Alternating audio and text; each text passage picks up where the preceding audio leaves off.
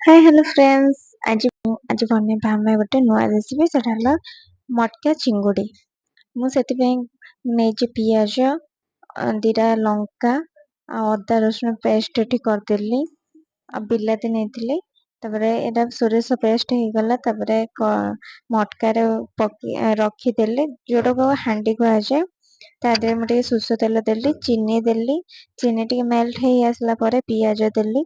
ପିଆଜ ଭଲସେ ଟିକେ ଭାଜି ହେଇଗଲା ପରେ ତାପରେ ଟିକେ ହଳଦୀ ଟିକେ ପକେଇଲି, କାହିଁକି ନା ତା କଲର ଆସିବା ପାଇଁ। ତାପରେ ବିଲାତି ପକେଇଲି, ବିଲାତି ଟିକେ ହବା ପାଇଁ ଛାଡିଦେବି। ହେଇଗଲା ପରେ ତାପରେ ତା ଦେହରେ ସବୁ ଜିନିଷ ଯେହେତୁ ପଡିନି, ସେଥିପାଇଁ ସବୁ ମସଲା ପକେଇବା ଆଗରୁ ଟିକେ ସୋରିଷ ଯୋଉ ପେଷ୍ଟ କରି ରଖିଥିଲେ ସେ ସୋରିଷ ପେଷ୍ଟ ଦେଇଦେବି।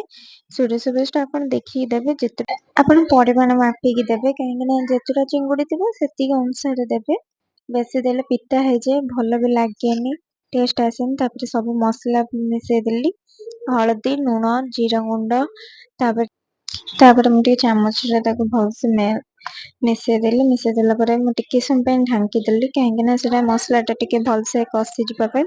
ତାପରେ ମୁଁ ଏଇ ସାଇଜ ଚିଙ୍ଗୁଡି ନେଇଛି, ଏଇ ସାଇଜ ର ଚିଙ୍ଗୁଡିରେ ମୁଁ କରିବି ଝୋଳ ଟା। ସେଥିପାଇଁ ପୁଣି ଯେତିକି ଚିଙ୍ଗୁଡି ଆବଶ୍ୟକ ସେତିକି ଚିଙ୍ଗୁଡି ମୁଁ ଦେଇଦେଲି।